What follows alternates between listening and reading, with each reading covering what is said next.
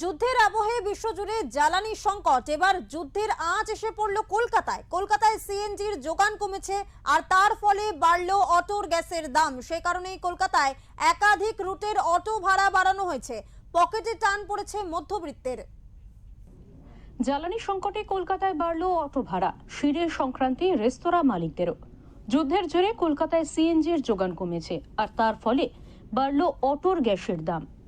Auto চালকদের অভিযোগ, আগে থেকে কিছু জানানো হয়নি, অথচ হঠাৎ করে গ্যাসের দাম বাড়িয়ে দেওয়া হয়েছে। রাতে গ্যাসের দাম ছিল 57 টাকা 68 পয়সা, এখন গ্যাসের দাম বেড়ে হয়েছে 62 টাকা 68 পয়সা। তাদের আরও অভিযোগ, বেশি দাম দেওয়া সত্ত্বেও ঘন্টার পর ঘন্টা লাইনে দাঁড়িয়ে থাকতে হচ্ছে। অনেকে লাইনে দাঁড়িয়েও তেল পায়নি। পাম্প কর্তৃপক্ষের দাবি, তাদের কিছু করার নেই। আচমকা এই নির্দেশিকা এসেছে, সে কারণে বেশি দামে বিক্রি করা হচ্ছে অটোর গ্যাস। চিংড়িঘাটা থেকে এইচডিএফসি রুটে অটো ভাড়া বেড়ে দাঁড়িয়েছে 18 টাকা, যা আগে নিত 15 টাকা। এক ধাক্কায় 3 টাকা ভাড়া বেড়ে গিয়েছে। আবার গড়িয়া বারুইপুর সোনারপুর গড়িয়া রুটেও ভাড়া কিছুটা বাড়িয়ে দেওয়া হয়েছে বলেই খবর। আচমকা ভাড়া বৃদ্ধিতে স্বাভাবিকভাবেই পকেটে টান পড়েছে নিত্যযাত্রীদের। অটো চালক সংগঠন সূত্রে খবর, 2-3 টাকা নয়, বাড়তি দামে অটোর গ্যাস ভরাতে হলে প্রতি রুটে 5 থেকে 10 টাকা করে বাড়তে পারে ভাড়া। নইলে অটো পরিষেবা বন্ধ করে দেওয়া ছাড়া আর কোনো গতি থাকবে না চালকদের। ব্যুরো রিপোর্ট, ওঙ্কার বাংলা। এই বিষয়ে কথা বলবো, আমাদের সঙ্গে রয়েছেন আমাদের এডিটর ইন চিফ বিপ্লব দাস। দাদা, আপনার কাছ থেকে যে বিষয়টি জানতে চাইবো, যে আরব দুনিয়া যুদ্ধের কারণে বিশ্বজুড়ে তেল এবং গ্যাসের যে সংকট দেখা দিয়েছে, তার প্রভাব এসে পড়েছে ভারতে।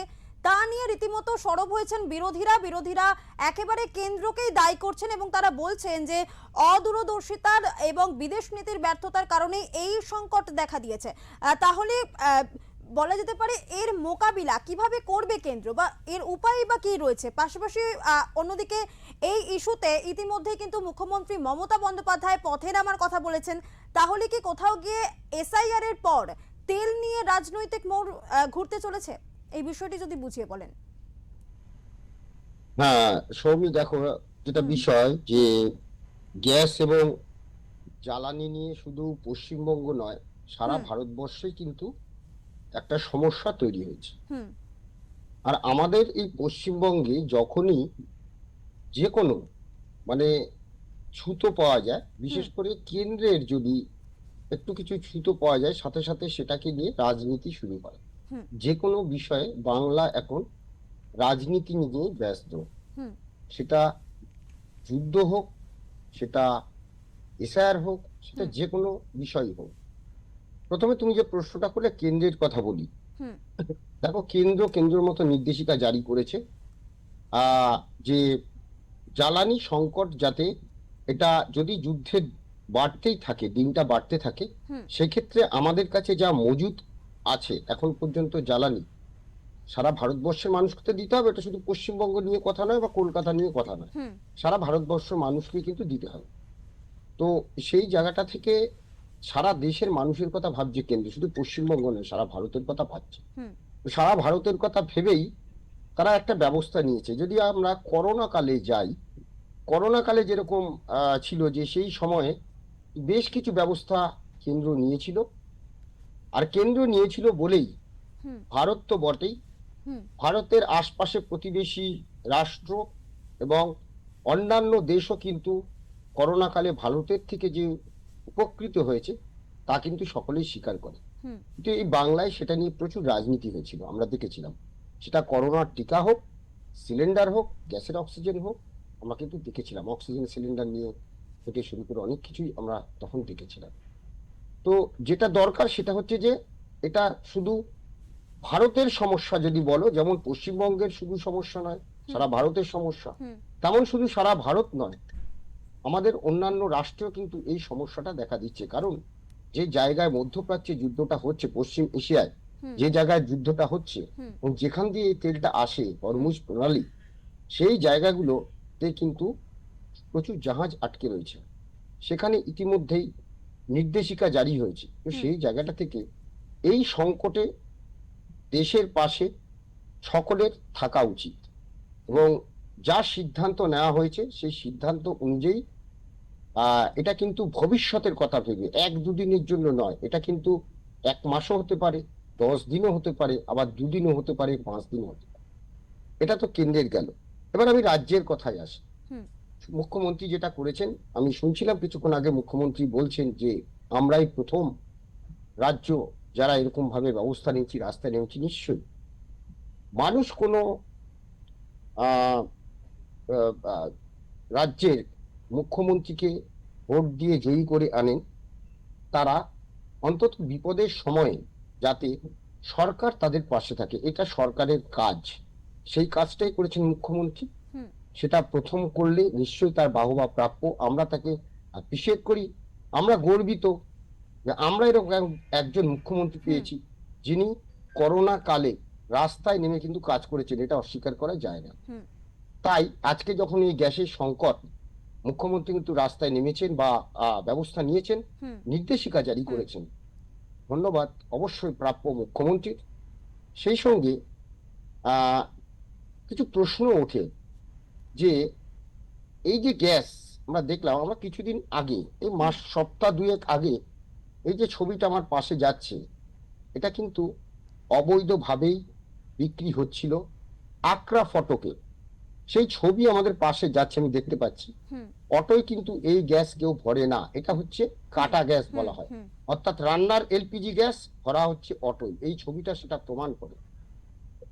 আমরাই প্রথম এই খবরটা করেছিলাম। আমাদের রিপোর্টারকে থ্রেট করা হয়েছিল, আমাদের রিপোর্টারকে বলা হয়েছিল এই খবর দেখালে তার প্রাণ সংশয় হতে পারে। আমরা কিন্তু ঝুঁকি নিয়ে দেখিয়েছিলাম যে কিভাবে গ্যাস পশ্চিমবঙ্গে এই বাংলায় কালোবাজারি হচ্ছে। ঠিক তার 2 সপ্তাহ পরে আজকে গ্যাসের সংকট, যদিও সেটা যুদ্ধের জন্য। তাহলে আমাদের প্রশ্ন যে এই যে কালোবাজারি হয়, গ্যাসের কালোবাজারি এই বাংলায় হয়, হুম সেটার দায়িত্ব কার? সেটার দায়িত্ব কার? তো এইখানটাতেই প্রশ্ন যে মুখ্যমন্ত্রী যে ব্যবস্থা আজকে নিয়েছেন, সেটার জন্য অবশ্যই প্রশংসা রাখে। আরেকটি বিষয় যেটা, এটা আমার নিজের অভিজ্ঞতা। হুম আমি আমার বাড়িতে দুটি গ্যাসের কানেকশন আছে, দুটি পরিবারে আমাদের। একটিতে আমরা গ্যাস নিই না, একটিতে আমরা গ্যাস নিই, একটি কানেকশন এমনি পড়ে থাকে। একটি গ্যাস কানেকশন না নেওয়ার কারণে, সেটি এখন ব্যবহার না হওয়ার কারণে দীর্ঘদিন সেটাতে অ্যাকাউন্টটা বন্ধ হয়েছে বা যাই হোক, সেটা আপডেট নেই। অন্য আরেকটিতে সেটা তো আপডেট করার দরকার ছিল, সেটা হয়নি। আমি গেছিলাম গ্যাস ডিলারের কাছে,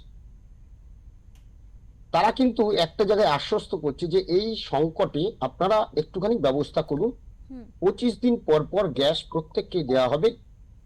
এবং প্রত্যেকেই যে হঠাৎ এত আতঙ্কিত হয়েছে, যার প্রয়োজন নেই তিনি যাচ্ছেন, গ্যাস পাবেন না, প্রয়োজন নেই গ্যাসের, তিনিও যাচ্ছেন, জমিয়ে রাখবেন যদি গ্যাস না পান। বিষয়টা হচ্ছে এই জায়গাটায় যে একটা নির্দেশিকা জারি হয়েছে কেন্দ্রের তরফে, যাতে সকলে সমভাবে বন্টন হয়। এখন তো গ্যাসের বিকল্প অনেক কিছু রয়েছে, এখন গ্যাসের বিকল্প তো অনেক কিছু রয়েছে, তো সেটা করুক। আমি দেখলাম যে সেখানে গিয়ে মানুষ হামলে পড়েছে, প্রয়োজন নেই কিন্তু যাচ্ছে। আমরা, সংকট এভাবেই তৈরি হয়। হ্যাঁ, সত্যিকারের কথা যে এলপি, যেটা অটোর যে গ্যাস, সেটাও কিন্তু কাল রাত থেকে, আমি কাল যখন কর্মসূত্রে অনেক রাতে ফিরছিলাম, আমি যে বাইক করে ফিরছিলাম, সে বাইকও দেখলাম প্রত্যেক কটা পেট্রোল পাম্পে ভিড় লেগে রয়েছে। অথচ প্রত্যেক দিন 100 টাকার তেল ভরে, সকলে এখন চাইছে 1000 টাকা 2000 টাকা তেল ভরে রাখ, কি না সংকটে যদি তেল না পায়। হুম তো এই যে চাহিদা বা এই যে বিষয়টা, এটা কিন্তু জন্য কিন্তু আমরাই দায়ী। তাই মুখ্যমন্ত্রী যে ব্যবস্থাটা নিয়েছেন, প্রশংসার দাবি রাখে। প্রত্যেককে যাতে তেল পায়, প্রত্যেকে যাতে গ্যাস পায়। এবং অটোর ক্ষেত্রে একই কথা বলবো, সত্যি সত্যি যে যারা অটো চালান এবং তাদের কিন্তু এই অটোর উপরেই তাদের সংসার নির্বাহ করে, জীবিকা নির্বাহ করে, হুম তাদেরও কিন্তু একই অবস্থা যে অটোর গ্যাসও পাওয়া যাচ্ছে না। এবার এই সুযোগেই গ্যাসের অটোর ভাড়া বাড়িয়ে দেওয়া হবে। হুম কিন্তু যখনই গ্যাসটা অ্যাভেলেবল হবে এই ভাড়া কিন্তু কমবে না, এটা কিন্তু সরকার দেখে না। আমার অনুরোধ রইল সরকারের কাছে, তেলের দাম বাড়লে বাসের ভাড়া বাড়ে, কিন্তু তেলের দাম কমলে বাসের ভাড়া কমে না। গ্যাসের দাম বাড়লে, সংকট হলে হুম। অটোর ভাড়া বাড়ে, অর্থাৎ ভাড়া বাড়ে, কিন্তু সেই ভাড়া যখনই সংকটটা চলে যায় তা কমে না। মুখ্যমন্ত্রীর কাছে অনুরোধ যে, বা প্রশাসনের কাছে অনুরোধ, এই দিকটাও যেন ভেবে দেখা হয়। আর ওই যে কালোবাজারি কথা বললেন না, এই সময় শুধু কালোবাজারি নয়, সারা বছর যেন কালোবাজারি না হয় সেটাও দেখা দরকার। শোক। ধন্যবাদ দাদা, অনেক ধন্যবাদ আপনাকে। আমরা এতক্ষণ কথা বলছিলাম আমাদের এডিটর ইন চিফ বিপ্লব দাসের সাথে। তিনি এই বিষয়টি সার্বিকভাবে আমাদের বুঝিয়ে বললেন এবং ইতিমধ্যেই কিন্তু গ্যাসের সংকটে পথে নামার আশ্বাস দিয়েছেন মুখ্যমন্ত্রী মমতা বন্দ্যোপাধ্যায়। সম্প্রতি দেখা গিয়েছে রান্নার গ্যাসের দাম বৃদ্ধির জেরে কিন্তু ধর্মতলা ধর্ণা মঞ্চ থেকে তিনি সরব হয়েছিলেন। ঠিক তেমনি আজও কিন্তু তিনি গ্যাসের ডিলারদের সঙ্গে বৈঠক করছেন আলিপুরের সৌজন্যে এবং আগামীকালও তার বৈঠক রয়েছে। এখন গ্যাস সংকটে, জ্বালানি সংকটে কলকাতায় অটোর ভাড়া বেড়েছে যেমন, ঠিক তেমনি পেট্রোল ডিজেলেরও দাম বাড়ার সম্ভাবনা রয়েছে। এই পরিস্থিতিতে এখন ঠিক কি ইস্যু তৈরি হয়, কিভাবে সব দিক সামলানো যায় তা কিন্তু নজর রাখছেন তারা।